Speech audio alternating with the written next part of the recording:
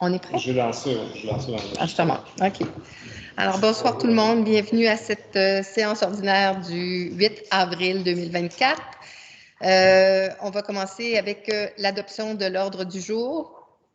Est-ce que j'ai un proposeur? Gilles et Josiane. Merci. Non, Catherine, excusez-moi. Oui.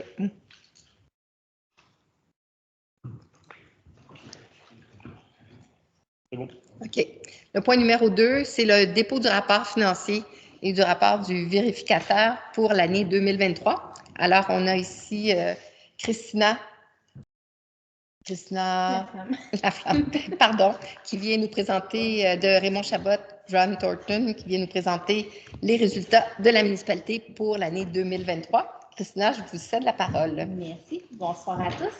Donc, je vais vous présenter le sommaire des résultats à des fins fiscales pour l'année 2023. Pour les revenus de fonctionnement, 3 084 000.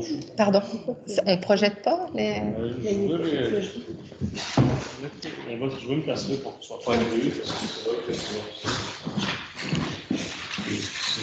Parce que c'est plus facile quand même pour les gens dans la salle de suivre. Mais on va tout déposer ensuite. Ah, c'est à cause des... OK, est-ce que ça vous convient de le projeter? Ah, toi, OK, c'est bon. Parfait. Excellent.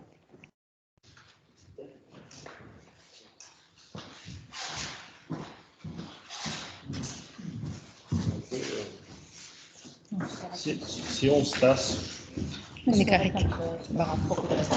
Comme ça, on monte là, tu te mets là. Comment ça se fait? Oui, regarde, je vais pousser. Dis-moi juste lequel tu sais que je vais là.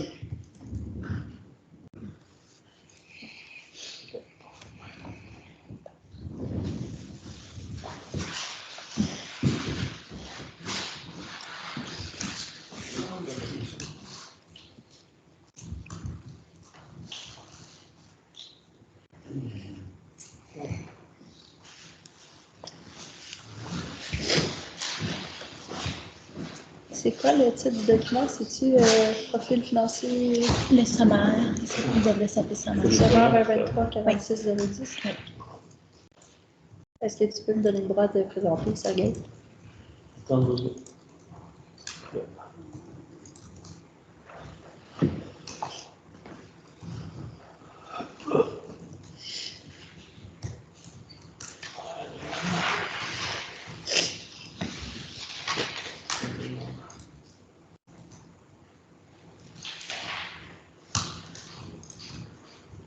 C'est bon?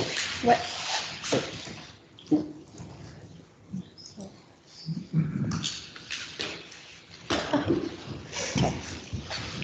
Donc, pour les revenus réels de 2023, les revenus de fonctionnement, 3 084 000 en comparaison à un budget de 2 757 000, pardon. Donc, on voit une hausse de 326 000 en comparaison avec le budget. Grossièrement, c'est les revenus de TECQ, subventions par rapport au TSCQ qui ont été constatés en plus que ce qui était budgété. Des revenus d'investissement de 826 000 Encore une fois, on a plusieurs subventions, donc subventions TSCQ, PAVL redressement, PAVL amélioration. Donc, des subventions pour 826 000 pour financer les projets d'investissement. Ce qui donne des revenus totaux de 3 910 000 en comparaison avec un budget de 2 757 000. Pour les charges, 3 184 000 en comparaison à un budget de 2 448 000. On voit une hausse de 736 000. Par contre, c'est vraiment des résultats comptables. Donc, ça inclut une dépense d'amortissement des immobilisations corporelles de 464 000 qui n'est pas en réalité une sortie de fonds. C'est vraiment une notion d'amortissement, de dépréciation dans le temps des immobilisations corporelles. Donc, si on enlève ces 464 000 $-là, ça donne une hausse des charges de 271 000. Ce qui s'explique majoritairement par sécurité incendie qui a eu un peu plus de dépenses que budgétées et des travaux de voirie municipale également là, qui ont été faits pour 123 000 $ de plus que ce qui était budgété. Ce qui donne un excédent de l'exercice de 725 000 $ qui est purement un excédent comptable. Ensuite, on vient faire justement les ajustements à des fins fiscales pour ramener sur une base budgétaire, en fait, de sortie de fonds et d'entrée de fonds. Donc, je vous parlais tantôt 464 000 d'amortissement des immobilisations corporelles. Ensuite, il y a financement des activités à long terme, donc 217 000 remboursement de la dette à long terme, 92 907 affectation activités d'investissement, 629 338. Donc, c'est les investissements qui ont été financés avec le budget de 2023. Excédent déficit accumulé, 384 145. C'est l'équilibre budgétaire qui était prévu au budget de 2023.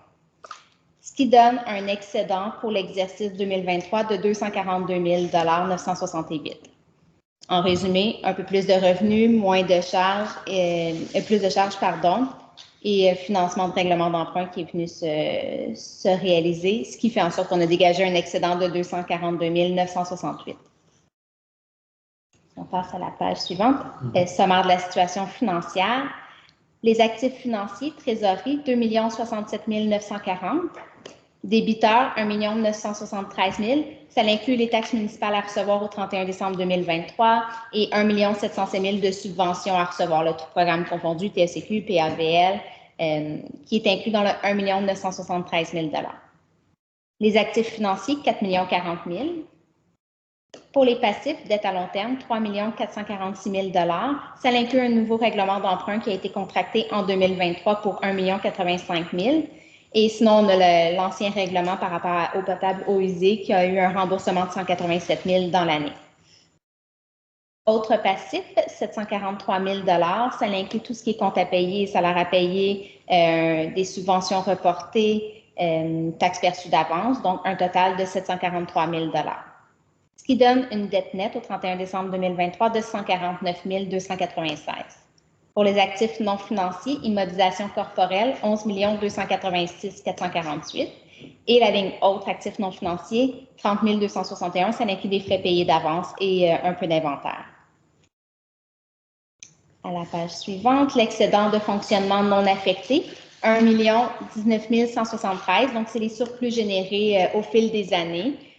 Ça représente environ 5 mois par rapport au budget. Ce qui est recommandé pour les municipalités, c'est d'avoir un surplus non affecté d'environ 6 mois, l'équivalent de 6 mois par rapport au budget. En ce moment, la municipalité a l'équivalent de 5 mois, donc ce qui est très bon là, par rapport à ça.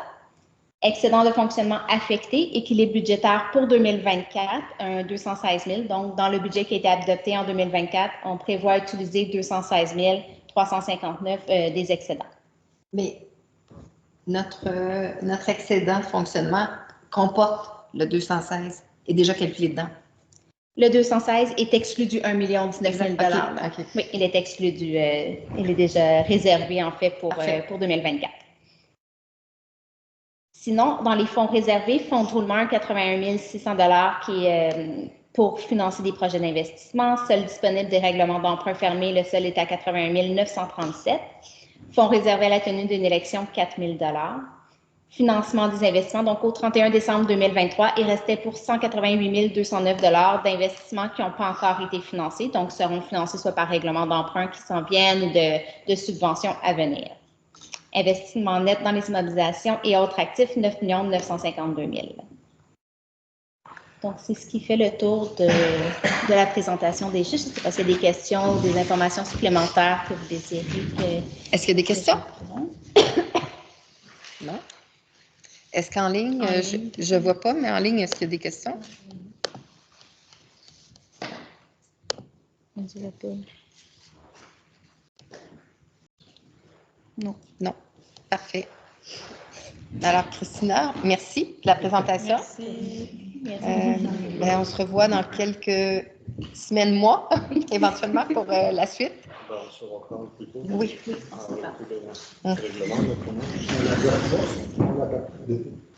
Non, c'est comme d'habitude. Bonne soirée. Merci, bonne soirée. Merci. Au revoir.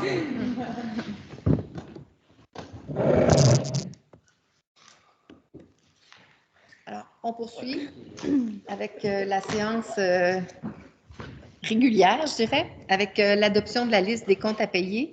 On en a pris connaissance. Est-ce qu'il y a des questions ou sinon quelqu'un pour proposer? Alors, Bob propose. Catherine, seconde. Suivi info de la mairesse. Alors, simplement, revenir un peu sur l'éclipse. C'était quand même l'événement de la journée. Un super bel événement. Au parc, je suis passée, en début d'événement, il y avait quand même pas mal de monde. C'était festif. La température était vraiment comme Au rendez-vous. au rendez-vous, effectivement. Je pense que ça s'est super bien passé. Puis je pense que chacun aussi, il y en a beaucoup qui ont vécu ça dans leur... À l'école aussi. À l'école ça aussi? s'est bien passé. OK, avec les enfants. Ouais. Tout le monde était dehors. Oui, c'est ça. Good. Il y avait, ben, moi, j'étais pas là, mais il y avait plusieurs Oui. parents Oui, qui étaient qui là. accompagnaient les... Vraiment, c'est un beau moment à vivre comme ça. Je voudrais aussi juste rappeler à tout le monde, il y a un sondage sur la planification stratégique que tient la MRC en ce moment. Il y a jusqu'au 15 avril, j'ai vu passer sur Facebook le rappel.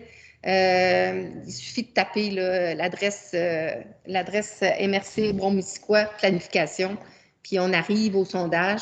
C'est important d'aller répondre parce que c'est ça qui va définir les priorités du plan, dans le fond, stratégique que la MRC va adopter pour les 5 prochaines années.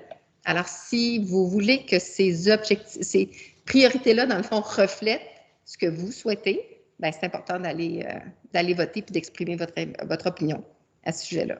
Parce qu'après, on vit pendant 5 ans. Terminer avec les gros rebuts. Comme vous savez, c'est la politique du Conseil depuis 2021 de ne plus faire de collecte de gros rebuts dans un objectif d'éviter l'enfouissement, parce que quand les rebuts étaient ramassés, tout allait à l'enfouissement. Donc maintenant, avec l'éco-centre qui fait le tri, c'est important d'aller déposer. Puis notre éco-centre est ouvert 6 jours sur 7 et gratuit. On peut y aller comme on veut.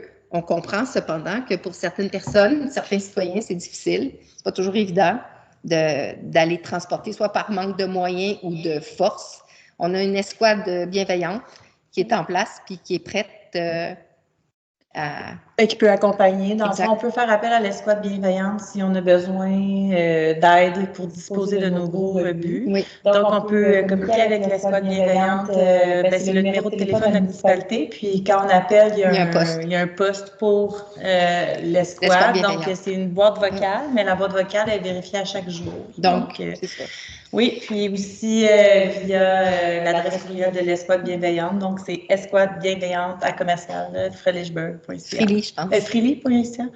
Freely.ca. On mettra peut-être une petite publication sur la municipalité en même temps. Pour le rappeler. Alors, voilà. Le point 5, correspondance. Ça faisait le tour des informations que j'avais à donner pour ce mois-ci. Alors, on arrive à un point assez spécial. On a reçu un message de Julien Dupasquier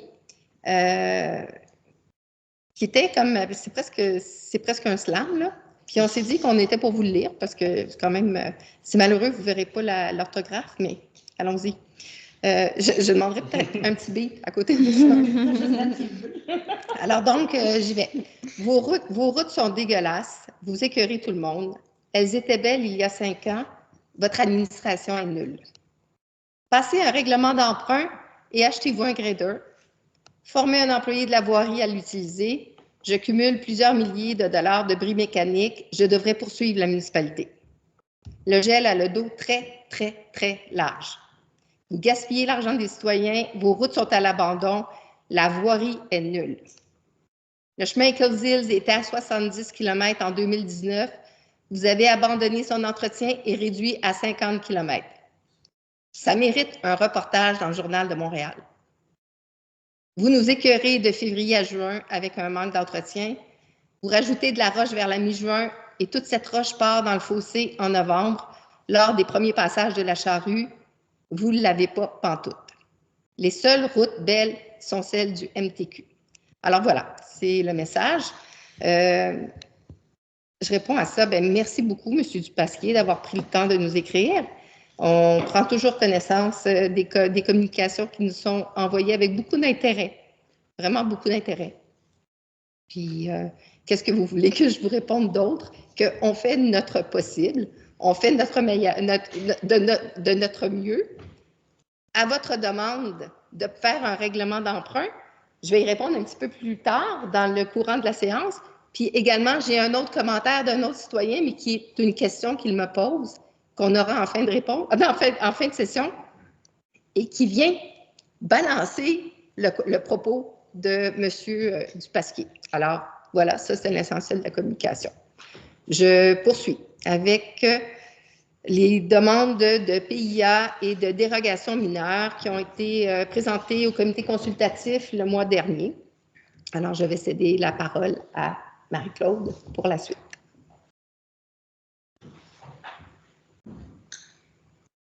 Je sais pas si mon micro est ouvert. Moi, il faut que je ferme.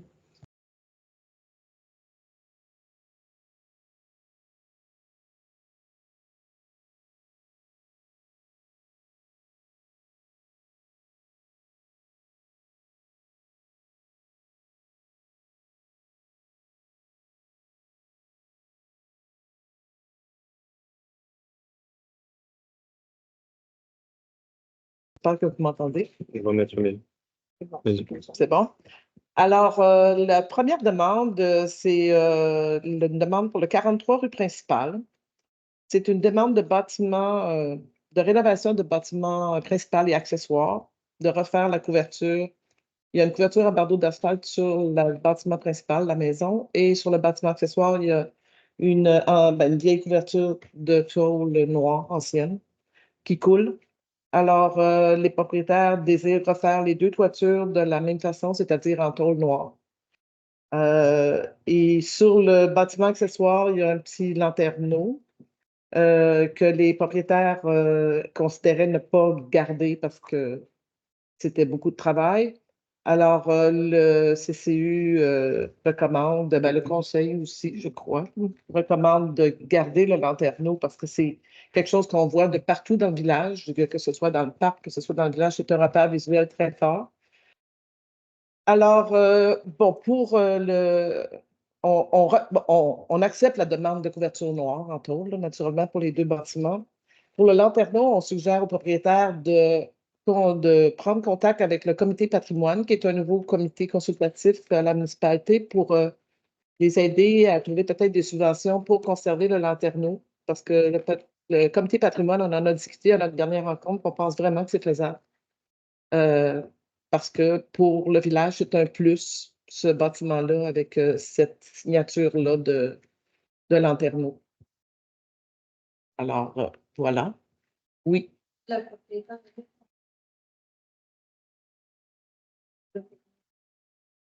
Oui. Bien sûr. Comme vous voulez. OK.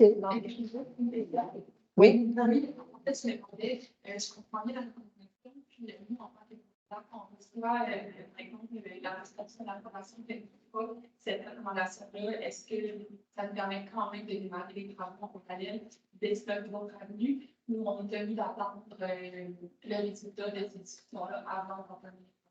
Non, les travaux peuvent être commencés, entre autres, notamment sur la maison, ça, il n'y a aucun problème. Et puis, pour peut-être venir rencontrer le comité patrimoine rapidement pour voir ce qu'on peut faire pour accélérer les choses là, à notre niveau. Là. OK, bon, on va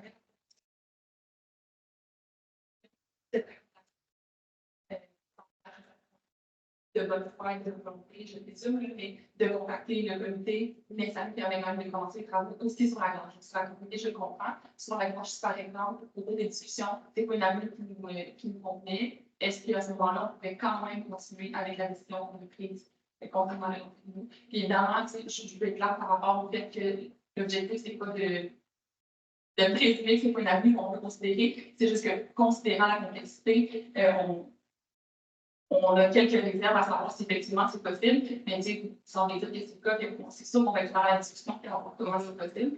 Mais voilà, c'est plus que ce que je voulais savoir, c'est quand même à l'avance, par exemple, on était pas à l'aise avec parce que ça a quand même une évidence majeure sur les coûts qu'on a estimés, c'est plus ça qu'on est en train de mesurer. C'est un bâtiment qu'on souhaite préserver infrastructurellement, donc la voiture, c'est ma première faire.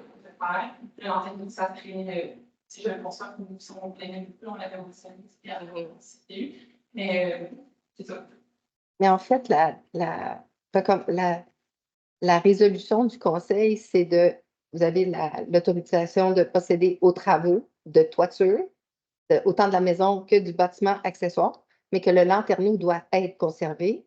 Et le conseil vous dit, il y a d'ouverture du côté du comité de patrimoine bâti ou éventuellement étudier avec vous d'autres solutions pour vous assister dans cette rénovation. Mais ce que j'ai compris tout à l'heure, dans ce qui était exprimé, c'était que le lanterneau devait rester. C'est ça? Oui. OK. Est-ce que le lanterneau, c'est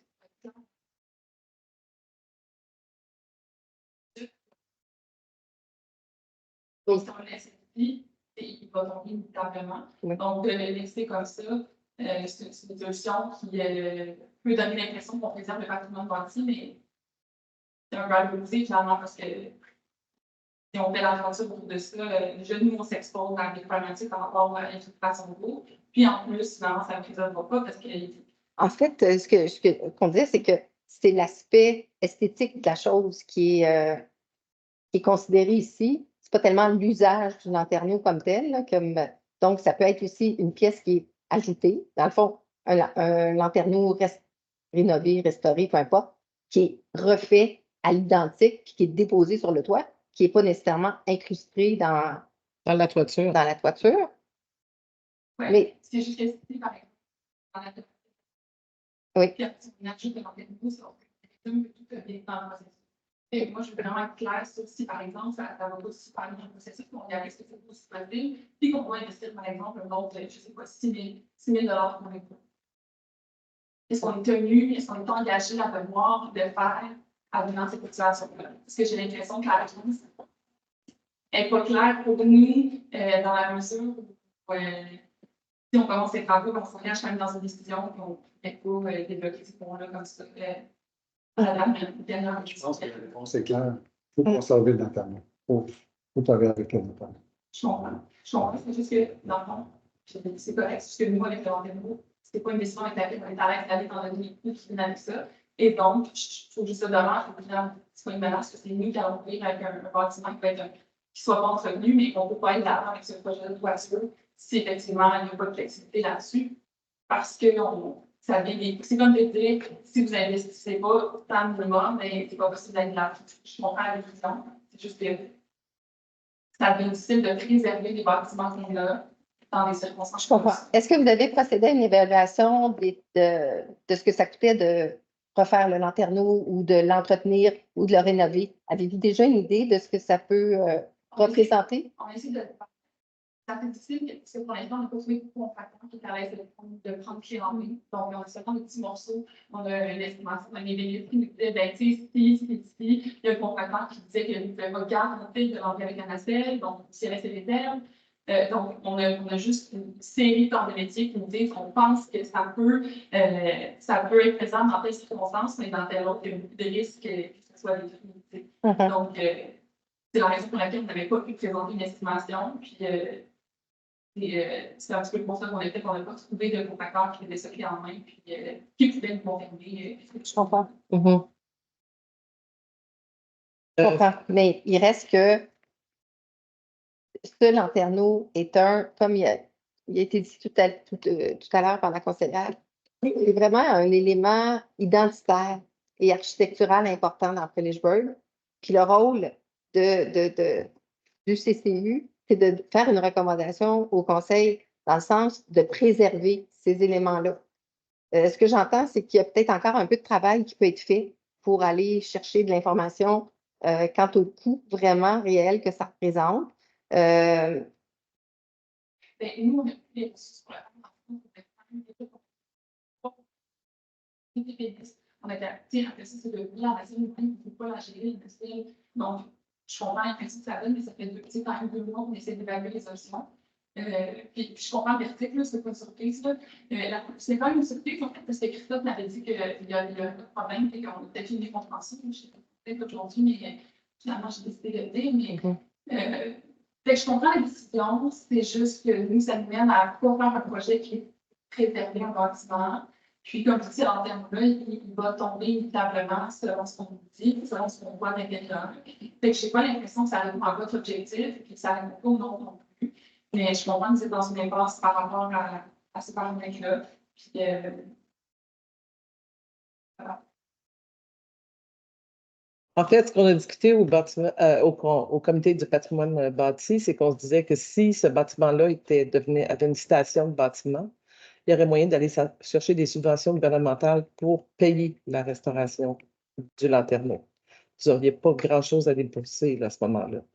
Alors, il faudrait juste voir la possibilité, voir si c'est faisable, si on s'entend là-dessus, puis en discutant avec le comité au complet. Puis après ça, ben, évaluer, si c'est pas possible, ben, là, évaluer d'autres options. Là. Tu sais, c'est peut-être que, je sais pas. Tu sais,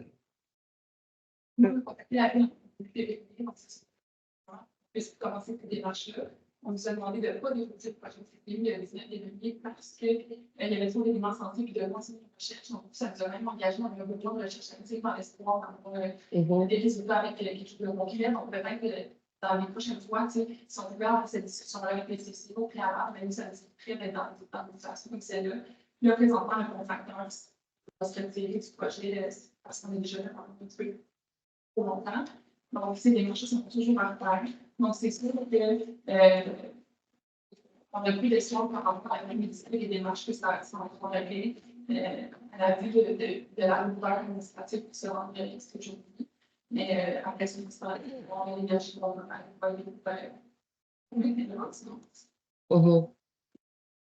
Mais en même temps, le 19 février, je pense que le CCU était comme se réunissait le lendemain, à ma connaissance. Là. C'est vrai que c'est très court. Là. Normalement, les projets sont déposés une semaine avant. Une semaine au moins, ou 2 semaines avant, pour que justement qu'il y ait le temps de toute cette préparation-là et de ces échanges-là. C'est pour ça que tu avais été demandé de reporter. Je comprends la frustration, je comprends la déception aussi, mais en même temps, moi, je suis convaincue qu'il y a moyen de trouver des solutions pour aller de l'avant dans ce projet-là à la satisfaction de tout le monde. Je pense qu'une ouverture quand même à la discussion, peut-être des solutions avec le patrimoine bâti. Il y a peut-être aussi d'autres moyens qui peuvent être mis de l'avant. D'autres avenues, oui. Parce qu'on a discuté de d'autres avenues possibles aussi. Là. Alors, ouais. D'autres avis, peut-être de d'autres contracteurs. C'est ça. Alors,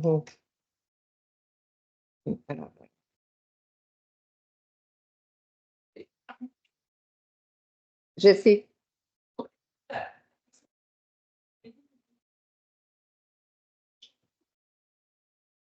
Je comprends. Je comprends.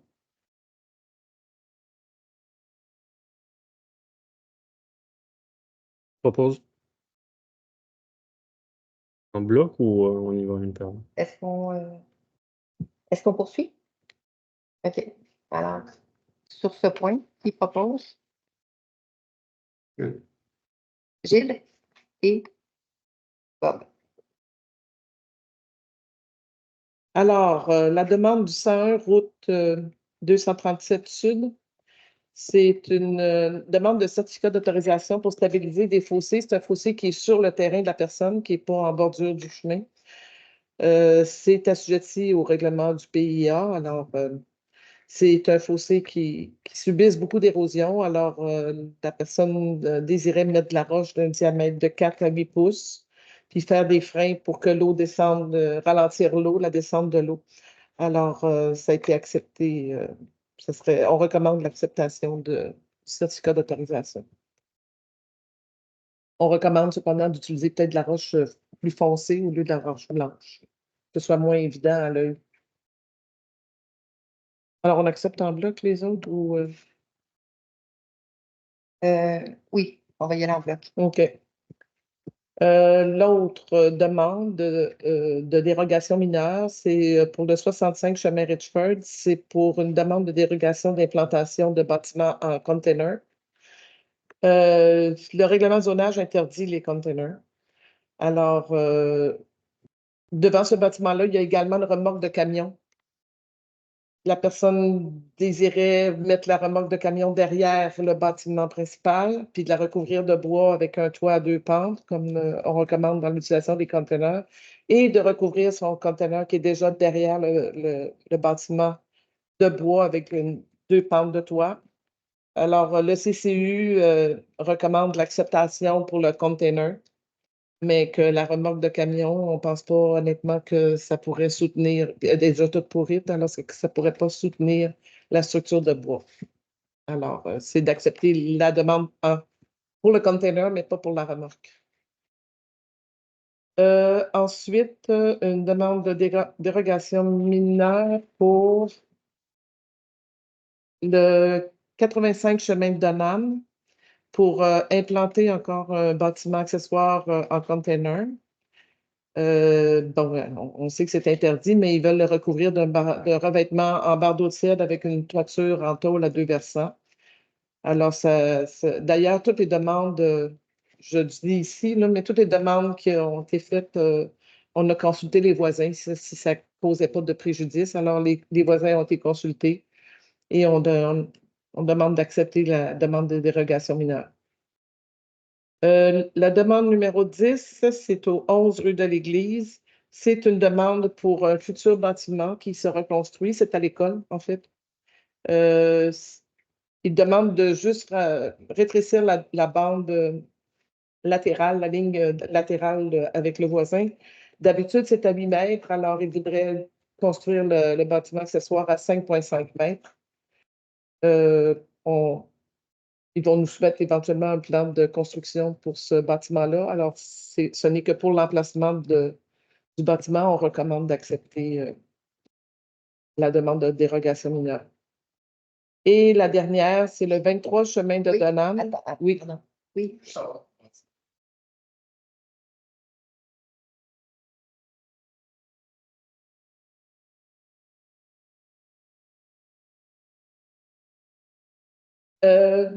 En fait, sur le plan, il y avait un plan qui accompagnait. En principe, si je pouvais être indiqué. En fait, il n'est pas nécessairement encore indiqué, mais c'est par rapport à, évidemment, vous êtes le voisin adjacent.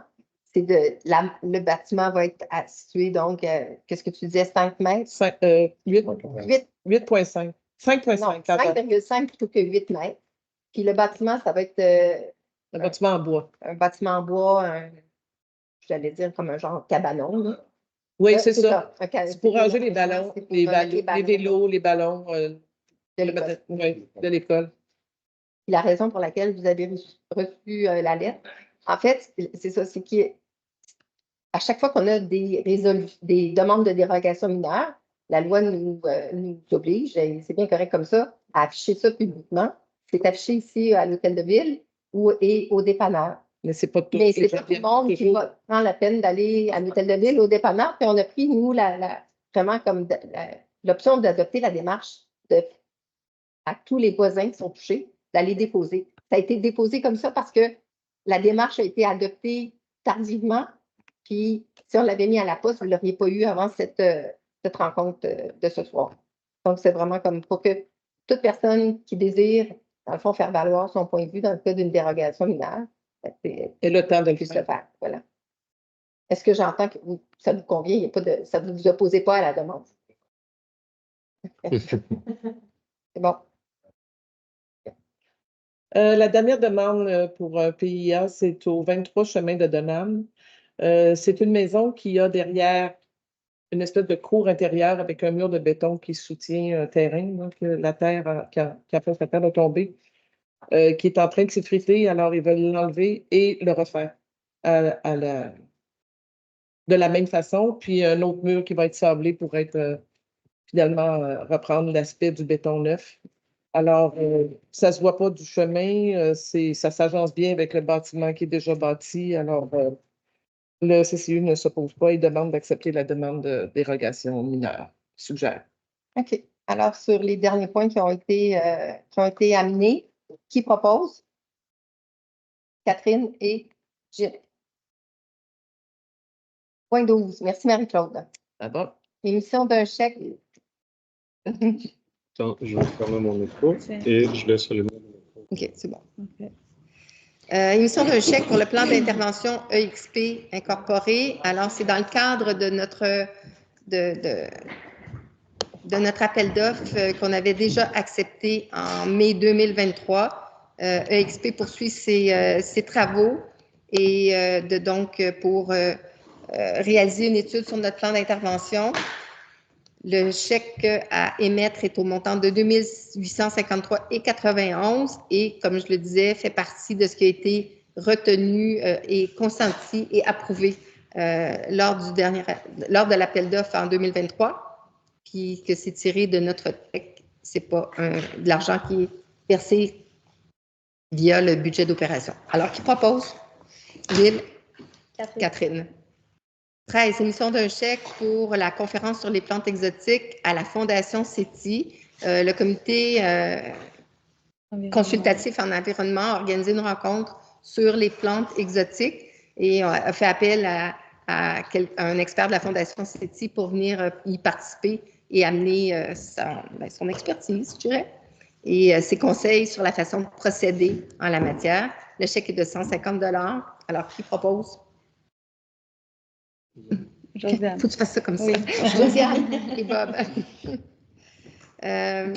14, émission d'un chèque pour la rencontre citoyenne en soutien à l'alimentation et l'agriculture locale. Ça a eu lieu le 28 mars dernier. La facture, en fait, c'est pour la personne qui a fait l'animation de cette soirée, qui a réuni une quarantaine quand même de personnes, des producteurs et des citoyens. Le chèque est de 175 $. Qui propose?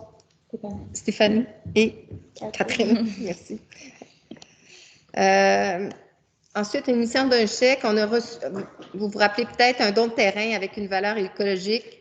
Le terrain qui nous est donné vraiment à la municipalité pour qu'éventuellement on en fasse un lieu un parc ou un lieu d'études pour les enfants de l'école. Nous, notre engagement était c'est vraiment un don. Le terrain ne nous est pas vendu, mais on s'est engagé à payer les frais d'évaluation de la juste valeur marchande ainsi que les frais de notaire pour compléter la transaction. Alors, on a demandé à la fiducie foncière du Mont-Pinac d'intervenir comme intermédiaire là-dedans parce que je pense que quand ils s'adressent à une entreprise pour faire une évaluation, ils profitent d'un tarif plus avantageux que celui d'une municipalité. Alors, on doit rembourser la fiducie foncière du Mont-Pinac à la hauteur de 2 069,55. Qui propose? Marie-Claude. Marie-Claude et Josiane. Merci. Pour notre programme de subvention pour les produits d'hygiène personnelle durable, au GRAM, qui gère ce programme-là qu'on offre aux membres de la communauté, il y a un chèque à émettre de 500 $ pour la poursuite du programme puis assumer les frais de gestion par cet organisme. Le programme est assez utilisé, populaire, et je pense qu'on est dans, j'allais dire dans l'air du temps, là, mais on est conforme à nos valeurs en soutenant ça. Alors, qui propose? OK, j'en ai deux ici. Catherine et Josiane. Émission d'un chèque, le plan général d'aménagement paysager pour le milieu villageois à la compagnie État.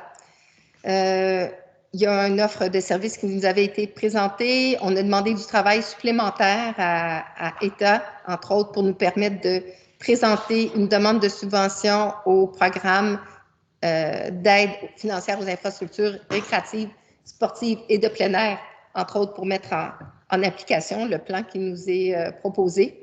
Alors, le chèque à émettre pour la finalisation du plan est de 12 072,38. Qui propose? Catherine et Marie-Claude. Pour le prochain point, Marie-Claude se retire. Je vais le dire pour elle. OK. Marie-Claude se retire parce qu'elle a un intérêt pécuniaire indirect dans la transaction. Alors, on va attendre qu'elle se retire.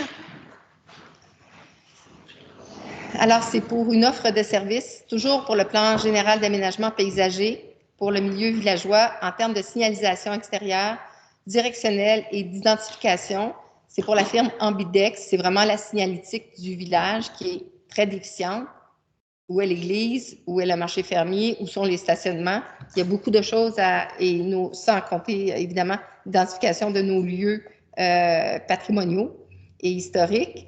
Donc, l'offre de service pour cette entreprise qui est spécialisée dans la matière est de 9 250 et il est entendu que comme ce montant-là n'a pas été budgété, mais qu'il y a du travail à faire maintenant, l'entreprise accepte de reporter pour à notre budget de 2025, dans le fond, le paiement de ce 9 250 $. Alors, qui propose? Stéphanie et Catherine. Marie-Claude, tu peux revenir. Oui. Qui décide de qu'est-ce qui va être affiché? Ça fait seulement des trucs culturels ou des trucs commerciaux? Des trucs, Non, c'est pas que culturel, c'est pas que commerciaux. Il y a le comité culture et tourisme qui établit une grille. Le conseil travaille là-dessus. S'il y a des suggestions, vous pouvez communiquer avec les représentants du comité culture et tourisme mais ça ne concerne pas les commerces. Jusqu'à maintenant, ce n'est pas directionnel pour les commerces. Les commerces apparaissent plus au niveau d'une carte éventuelle générale, mais l'identification vers les commerces n'est pas prise en compte ici. Là. OK. Merci. Dépôt de demande d'aide financière au point 19. Projet particulier d'amélioration par circonscription électorale. Alors, c'est le programme d'aide à la voirie locale. Ça revient chaque année. Ça va... Dans le fond, c'est une demande qu'on adresse à notre députée, Mme Charret, pour... C'est bon? Qui fait appel à son fonds discrétionnaire, dans le fond. Alors, la demande a été déposée en bonne et due forme dans les délais. On attend un retour de notre député à ce sujet-là. Point. Qui propose? Ah, c'est un député. Non. C'est ça. Stéphanie et Catherine. C'est bon. Point 20. Appui à la Fédération canadienne des municipalités. Alors, on a fait déjà ces résolutions-là pour la Fédération québécoise des municipalités, pour l'Union des municipalités. Là, c'est la Fédération canadienne des municipalités. Peut-être qu'avec les trois, ça aura un peu plus de poids sur les gouvernements. Alors, essentiellement, bon, il y a beaucoup d'éléments que la FCM aborde, mais pour nous, au Québec, ce qui touche de façon plus spécifique, c'est tout ce qui touche à la tech, dans le fond. Et je la cherche. Ah oui, c'est ça, c'est plus dans la résolution comme telle. Donc, ce qu'on souhaite, c'est que le gouvernement, parce que le programme de la tech, qui est hyper important pour nous, parce que c'est ce qui nous permet d'entretenir nos chemins, est un programme conjoint avec le gouvernement fédéral et le gouvernement du Québec. Et c'est un programme sur la taxe d'assises. On ne sait toujours pas pour l'année 2025 qu'est-ce qui arrive, à combien s'élèvera le montant de la tech qui va être octroyé aux municipalités, puis on craint que ça aille vers le bas plutôt que vers le haut. Alors, tout le monde vraiment met les efforts ensemble pour faire les pressions et s'assurer qu'ils n'oublient pas l'importance de ce fonds-là pour les municipalités. Alors, qui propose? Josiane et Gilles. 21. Confirmation de l'engagement municipal, projet trottoir en partenariat avec le ministère des Transports et Mobilité durable. Alors, ce sont des travaux qui vont se faire dans le cadre de dans le cadre de la réfection du pont du chemin Richburg. C'est plus la réfection, c'est la reconstruction. Il y a des possibilités pour nous de nous joindre aux travaux en cours pour poursuivre nos trottoirs ou d'en faire un sentier piétonnier de la fin de notre trottoir actuel jusqu'à ce que, parce qu'on est sur nos travaux, sur notre territoire à nous, pour se rendre aux travaux du MTQ comme tel qui reprennent officiellement. Donc, il y a un lien, on peut avoir leur soutien dans la réalisation de ce lien piétonnier-là. Alors, on confirme qu'on est ouvert à assumer notre part de coût dans cette portion-là, ainsi que sur le trottoir, sur le pont, deuxième pont, qui nous rend au parc municipal, parce que l'objectif, c'est d'avoir un lieu sécuritaire qui part du village puis se rend jusqu'au parc municipal. Alors, sur ce, qui propose? J'ai Bob et Gilles. OK. Point 22, demande d'aide financière pour des projets locaux de vitalisation, volet 4 du Fonds Région et Ruralité. Alors, on veut autoriser notre directeur général à déposer une demande d'aide financière dans le cadre de ce programme-là, spécifiquement pour des projets locaux de vitalisation. Alors, qui propose? Marie-Claude et Stéphanie. 23, avis de motion, projet de règlement d'emprunt pour les travaux de drainage sur les chemins du Pinacle, Macintosh et du Verger Modèle. Alors ici, c'est ça, je vous annonce qu'on s'en va, on va faire un règlement d'emprunt pour procéder au reprofilage de nos chemins. Les chemins qui sont qui ont été établis par la firme EXP, dont on parlait en début de séance.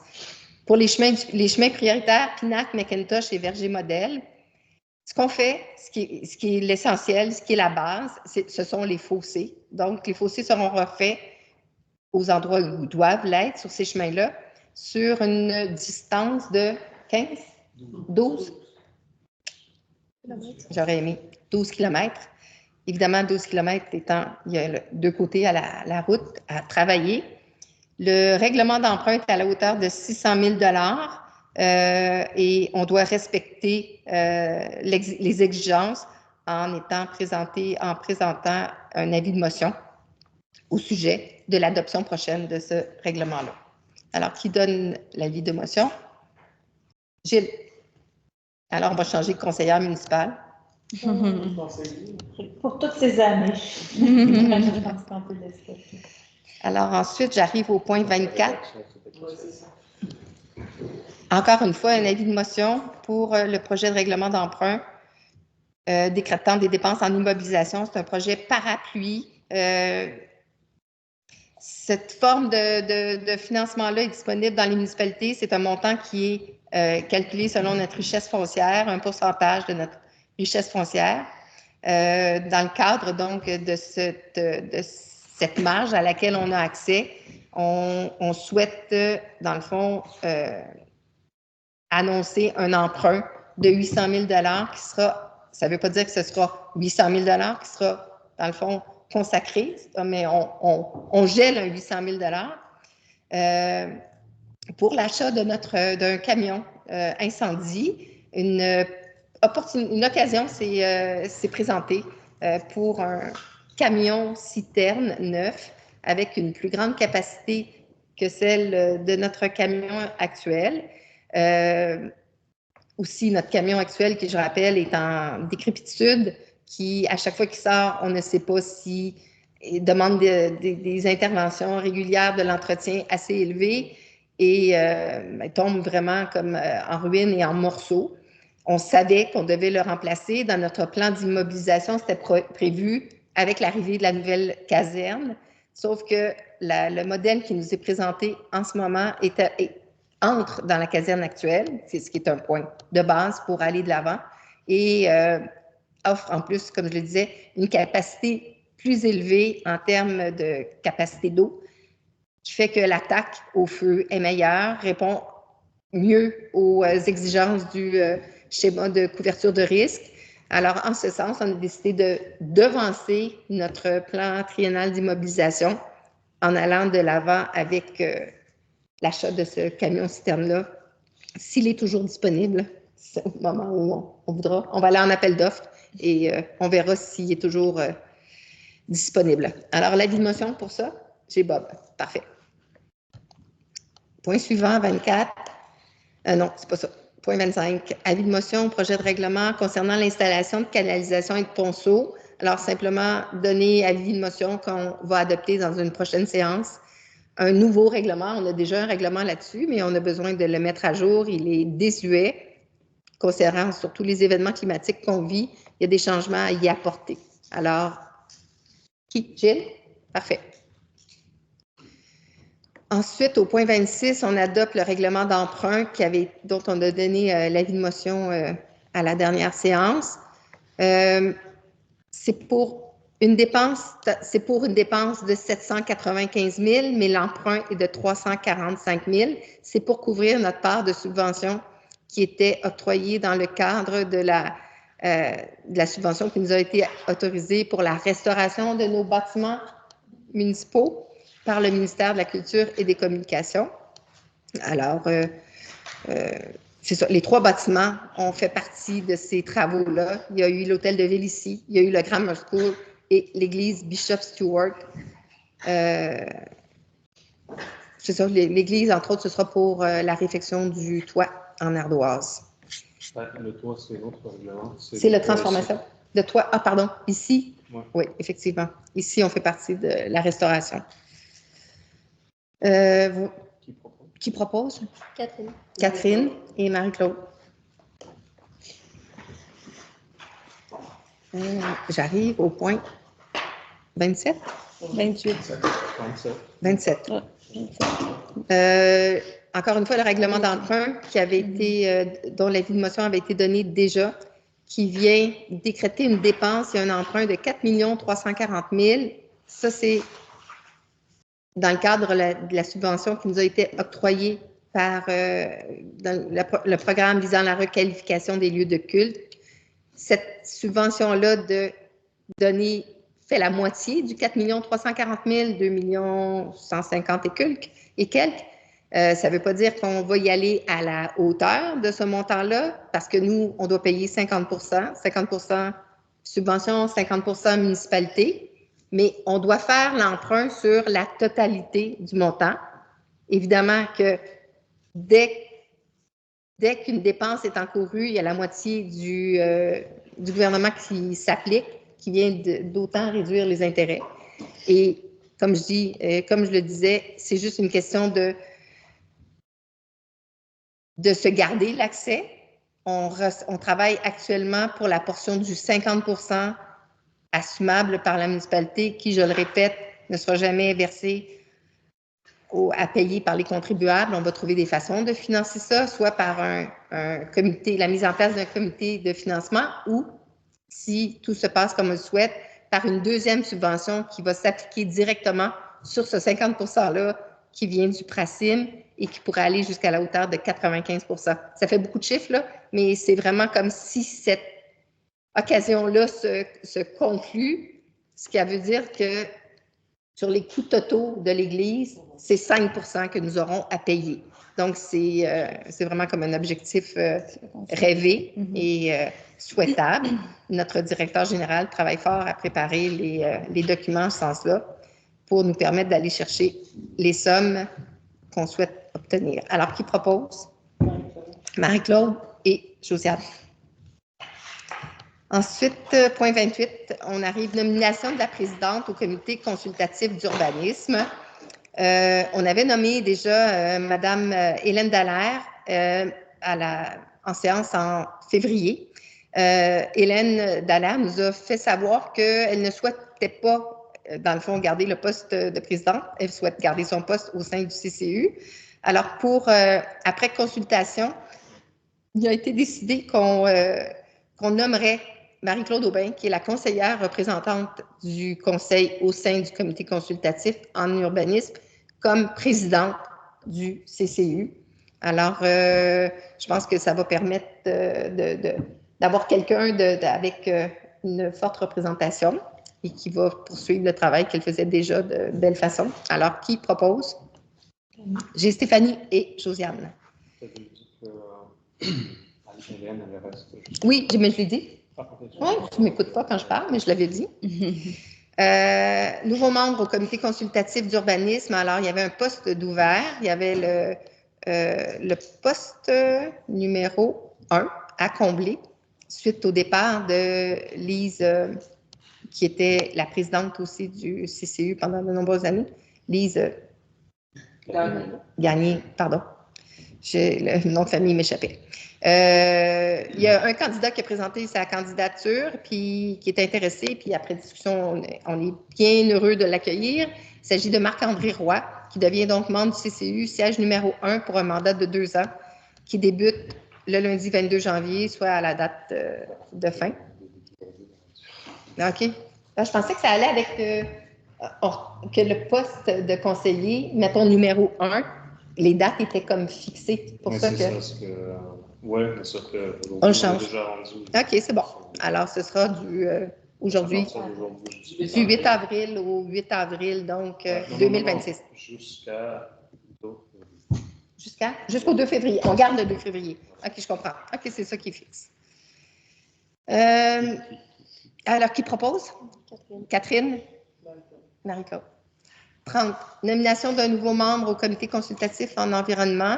Un poste aussi qui était ouvert à la suite du départ de M. Chapotard. Alors, il y a un candidat qui nous a fait parvenir son information. Il s'agit d'Aubert Michaud et qu'on accueille tout aussi avec tout autant d'enthousiasme au sein. Alors, qui propose? Josiane et Bob. Comité consultatif culture et tourisme, à la suite du départ de la présidente, l'ancienne présidente Marie Côté, il y avait un poste également. Madame Lynn Arcan a soumis sa candidature. Qui propose? Marie-Claude et Catherine. Alors, c'est officiel. Lynn Arcan fait partie du comité culture et tourisme. Bienvenue à tout le monde. Maintenant, un permis de réunion pour une fête des bénévoles. On a comme une demande à émettre à la... Oui, c'est ça. Pour à la régie des courses et des loteries à cet effet. Alors, qui propose?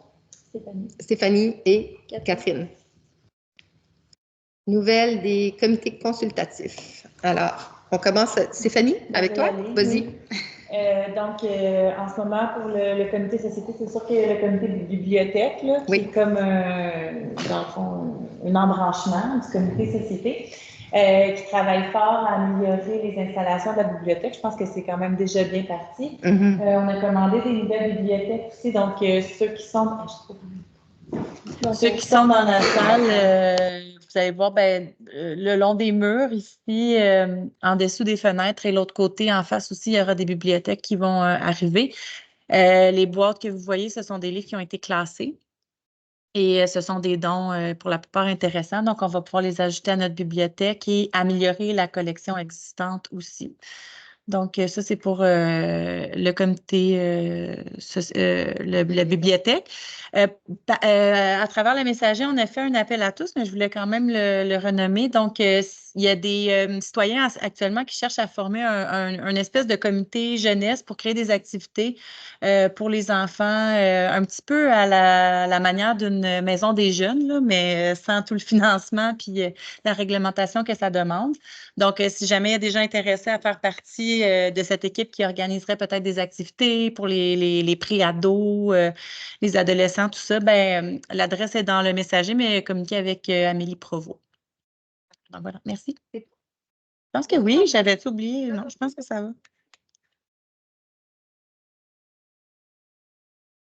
À mon tour. Donc, oui, comité environnement, on continue à travailler notre plan de match pour les plantes envahissantes exotiques. On se rencontre au milieu du mois d'avril pour déterminer notre démarche qu'on veut mettre en place. Puis sinon, un petit rappel que la subvention sur les barils de pluie est toujours disponible à la municipalité. C'est 50 $ par baril de pluie, puis on peut se rendre jusqu'à 2 barils de pluie par propriété. Donc là, le printemps commence et c'est ça. Donc, c'était un petit clin d'œil. C'est tout pour moi. Merci, Josiane.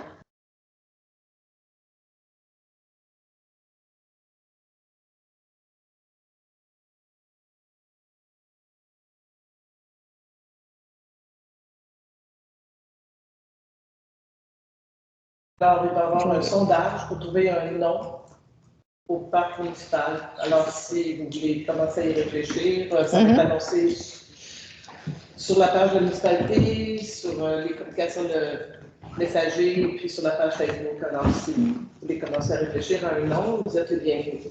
On vous dira comment acheminer vos suggestions pour nommer le parc municipal d'une plus belle façon que le parc municipal. Puis du côté du patrimoine bâti, est-ce qu'il y avait quelque chose à ajouter ou la dernière fois, tu avais... parce que... Le patrimoine bâti, on est encore en élaboration de fonctionnement, mais ça va bien. Il y a des belles personnes là-dessus, très renseignées et très expérimentées. Et puis, on a un projet de répertorier les bâtiments patrimoniaux Puis ceux qui mériteraient une citation pour éventuellement des subventions pour aider les propriétaires à la rénovation-restauration de leur... Parce que le but du comité, si je me rappelle bien, c'est d'assister, d'aider, de soutenir. D'aider, soutenir les propriétaires à conserver leurs bâtiments patrimoniaux. C'est vraiment le but principal du comité patrimoine bâti. Parfait. Alors, il ne faut pas hésiter à consulter, à vous informer auprès d'eux. Oui. C'est bon. Comment vous définissez les bâtiments qui sont patrimoniaux? Bien, en fait, la plupart, c'est qu'ils doivent être bâtis avant 1940, à moins qu'ils aient un intérêt autre. Mais en général, c'est ça. Puis quelque chose qui est une image dans la municipalité.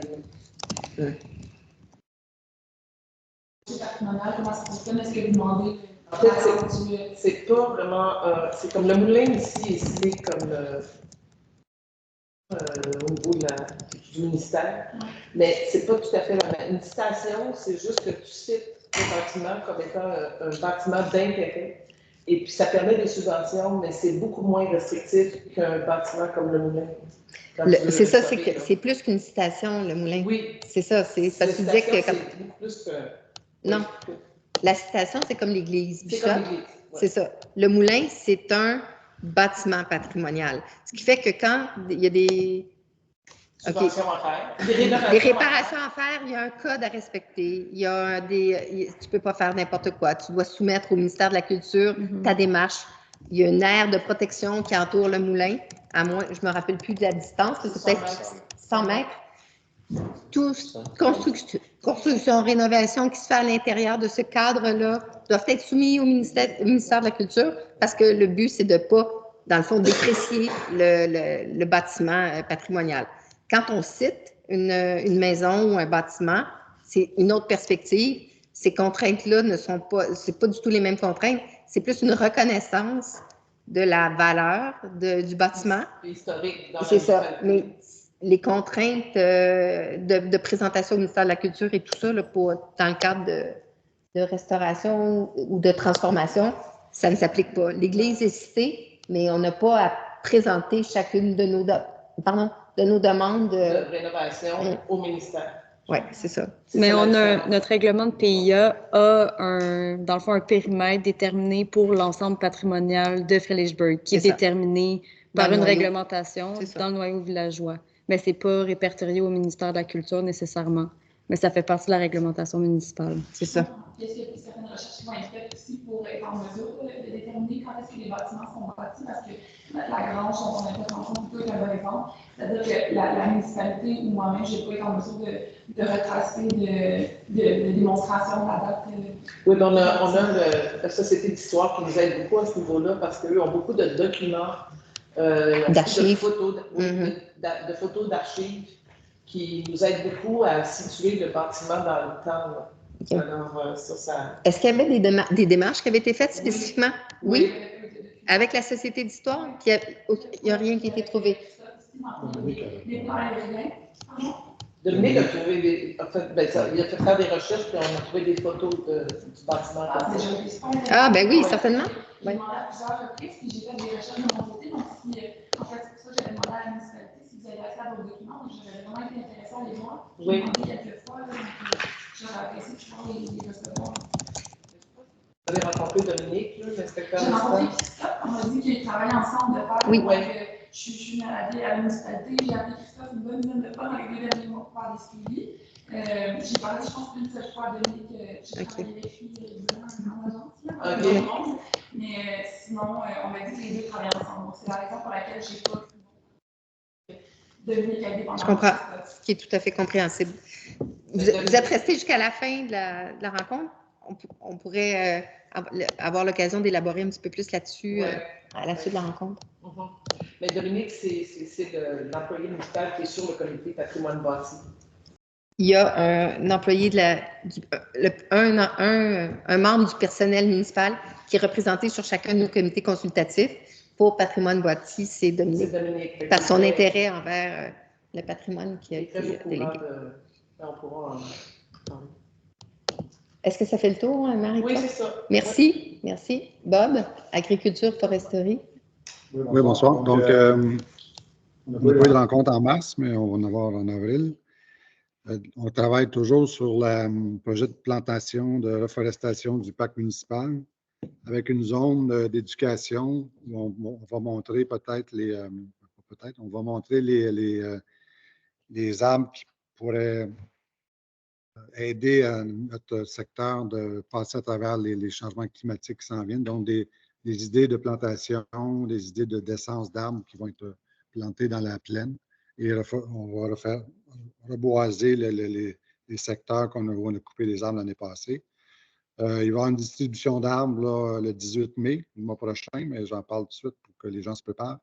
On n'a pas les essences encore disponibles qu'on va recevoir, mais on les a à la dernière minute. Ce n'est pas parce qu'on ne veut pas les donner. Le ministère ne les donne pas d'avance beaucoup.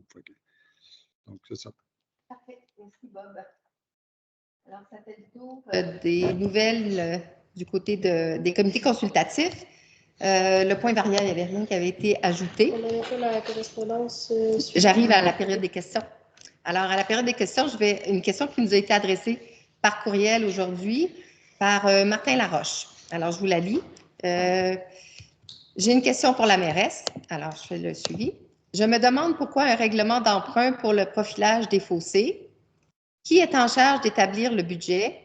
Vous êtes en poste depuis 2021, vous n'avez pas assez encore réglé le problème des chemins.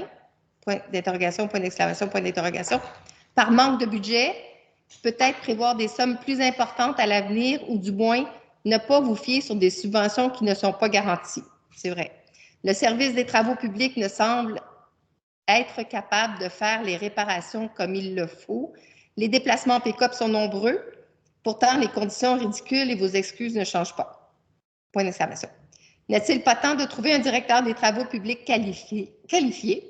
Merci de répondre à mes questions et j'écouterai vos réponses sur la session en ligne de ce soir. Alors, M. Laroche, je réponds à votre question. Je commence par quoi? Alors, pourquoi un règlement d'emprunt pour le profilage des chemins? Alors, comme vous avez peut-être eu l'occasion de le constater plus tôt en cours de séance, le règlement d'emprunt est à la hauteur de 600 000 $ pour 12 km de chemin. Je vous rappelle qu'on a 68 km de chemin à Frédéricksburg, c'est beaucoup. Alors, on y va par priorité, on y va doucement à la fois. 600 000 $, c'est beaucoup d'argent. Alors, vous semblez, dans le fond, dire que plutôt qu'un règlement d'emprunt, on devrait passer ça dans le budget d'opération. Bien, laissez-moi vous dire que si on passait 600 000 $ dans le budget d'opération, on en entendrait parler pas mal. C'est impossible. Il n'y a pas personne qui va accepter une augmentation de cette ampleur-là du taux de taxation. Alors, tantôt, il y avait M. Dupasquier qui nous disait, de mémoire, là, faites un règlement d'emprunt, achetez-vous un grader, il me semble, dans son texte du début. Ouais. Lui, il dit pourquoi un règlement d'emprunt?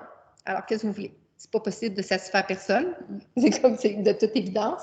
Ce qu'on fait d'un côté ne plaît pas à l'autre, puis et vice-versa. Alors, ça, c'est sur le règlement d'emprunt qui est en charge d'établir le budget. Bien, je vous dirais que c'est le conseil qui est en charge d'établir le budget. Le conseil travaille très fort à établir le budget, passe de nombreuses heures à faire ça. Puis, laissez-moi vous dire qu'il prend à cœur son travail puis qu'il le fait avec conscience. On est en poste depuis 2021, comme vous le soulignez, bien, ce qui veut dire que les prochaines élections sont en 2025. Fait que, M. Laroche, si vous voulez avoir un petit peu plus de contrôle sur la façon de gérer les finances, je vous invite à vous présenter comme conseiller ou comme maire aux prochaines élections. Puis à ce moment-là, peut-être que vous pourrez prévoir les sommes plus importantes à l'avenir, comme vous le mentionnez, puis pas vous fier sur des subventions qui ne viennent pas. Alors voilà, c'est ma réponse. Est-ce que quelqu'un veut ajouter quelque chose à ce commentaire ou à cette question? Je pense que tout est dit. Parfait. Merci. On a dit qu'on établissait le budget, le conseil. Oui. C'est pas le DG. Non. Le directeur général nous assiste dans les objectifs fixés par le conseil, mais c'est le conseil qui fixe le budget. Alors voilà. Puis oui, directeur des travaux publics, mais ça, je pense pas que ça vaut une réponse. Alors, ben voilà. Est-ce qu'il y a d'autres questions en ligne ou en personne? Monsieur Jourdain. C'est pour l'information au niveau des taxes municipales. Oui. Comparé à l'année passée, les taxes municipales cette année ont augmenté d'environ 25 %. Oui.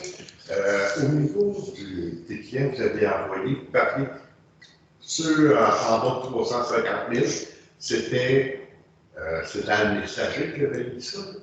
C'est la maison de bâtiment ou l'ensemble complet? C'est tout complet. OK. Ça répond à votre question? Oui, c'est 25 % à l'augmentation. Oui, mais comme vous savez, le service. Oui, mais en même temps, votre maison est évaluée aussi. La valeur de l'évaluation de votre maison a augmenté. Évidemment, si 25, vous dites de 25, votre taux de compte, 25 % de plus. 25 % de OK. plus. La valeur de votre maison a vraiment monté beaucoup aussi, en contrepartie. Oui, ça peut Oui. Ben voilà. Alors, mais la façon, vous avez l'opportunité, si vous le choisissez, de contester jusqu'à la fin du mois d'avril l'évaluation auprès de la MRC. Le service d'évaluation, ça ne relève pas de la municipalité, c'est la MRC qui est responsable. C'est ça. Alors, vous savez, parfait. Mais il faut toujours se rappeler que la valeur a monté aussi de la maison de façon encore plus grande. Parfait. Merci. D'autres questions? Alors, ça fait le tour. Il y en a en ligne? Non? OK. Alors, qui propose la levée de l'Assemblée? Catherine. Catherine et Josiane. Bien, merci tout le monde. Bonne fin de soirée. Merci. L'enregistrement.